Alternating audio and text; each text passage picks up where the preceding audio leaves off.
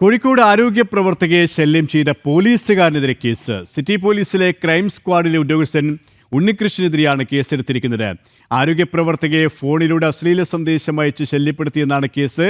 വിശദാംശങ്ങളുമായി കോഴിക്കോട് ദിനം അനഘ ഹർഷൻ ചേരുകയാണ്. അനഘ, ആരോഗ്യ പ്രവർത്തകയെ ശല്യപ്പെടുത്തിയതിന് പോലീസുകാരനെതിരെ തന്നെയാണ് കേസെടുത്തിരിക്കുന്നത് അല്ലേ?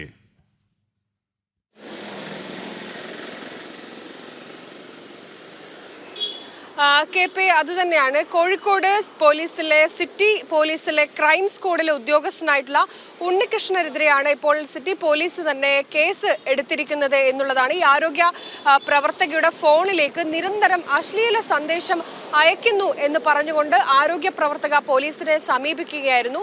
മറ്റൊരു കേസുമായി ബന്ധപ്പെട്ടായിരുന്നു ഈ ആരോഗ്യ പ്രവർത്തക ഈ ഉണ്ണികൃഷ്ണൻ എന്ന് പറയുന്ന പോലീസുകാരനുമായി ബന്ധപ്പെടുന്നത്. അതിനുശേഷം പിന്നീട് ഫോൺ നമ്പർ ഈ ഉണ്ണികൃഷ്ണൻ എന്ന് പറയുന്ന പോലീസുകാരന് ലഭിക്കുന്നു.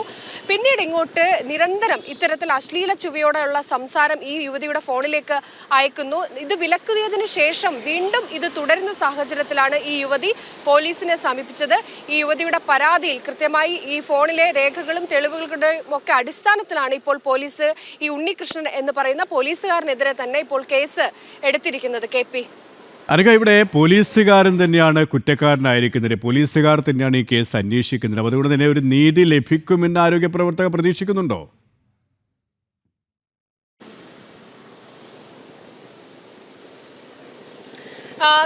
അതായത് ഇവർക്ക് കൃത്യമായി തന്നെ ഈ ഉണ്ണികൃഷ്ണൻ എന്ന് പറയുന്ന പോലീസുകാരൻ അയച്ച അശ്ലീല സന്ദേശം അത് ഒക്കെ തന്നെ ഇവരുടെ കയ്യിലുണ്ട്. അത് സൈബർ പോലീസിന് കൈമാറുകയും ചെയ്തിട്ടുണ്ട്. അതുകൊണ്ട് തന്നെ ഈ യുവതിക്ക് ഇവിടെ കയ്യിൽ തെളിവുകൾ ഉള്ളത് കൊണ്ട് തന്നെ ഈ കേസ് അത്ര വേഗം ഈ പോലീസിനെ കൊണ്ട് അട്ടിമറിക്കാൻ സാധിക്കില്ല എന്നുള്ളതാണ്.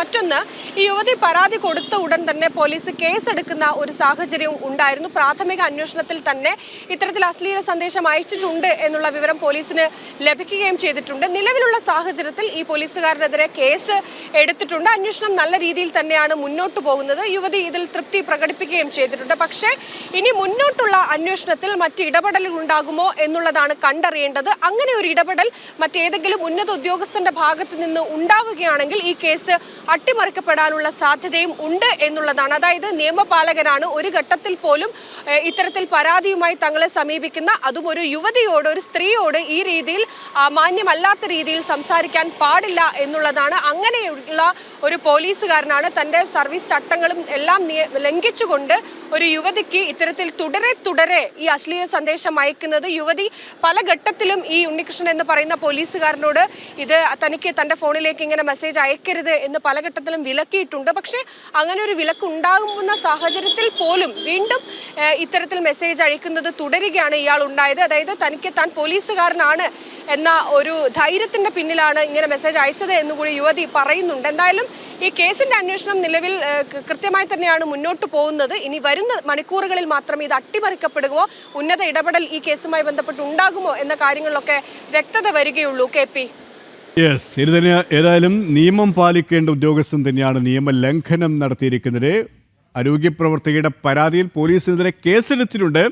കേസിന്റെ ഇതുവരെയുള്ള ഇടപെടൽ പ്രവർത്തനം നല്ല രീതിയിലാണ്. പക്ഷേ ഇനി അങ്ങോട്ട് എന്താകുമെന്ന കാര്യത്തിലാണ് സ്വാഭാവികമായും ആശങ്ക ഉയരുന്നത്. മേലുദ്യോഗസ്ഥരുടെ അല്ലെങ്കിൽ രാഷ്ട്രീയ സമ്മർദ്ദം സ്വാഭാവികമായും ഇടതുപക്ഷ സർക്കാരിൻ്റെ ഭാഗത്തിനും കുറ്റക്കാരെ സംരക്ഷിക്കുന്ന ഒരു പതിവ് രീതി ആവർത്തിക്കുമെന്നുള്ള ചോദ്യം.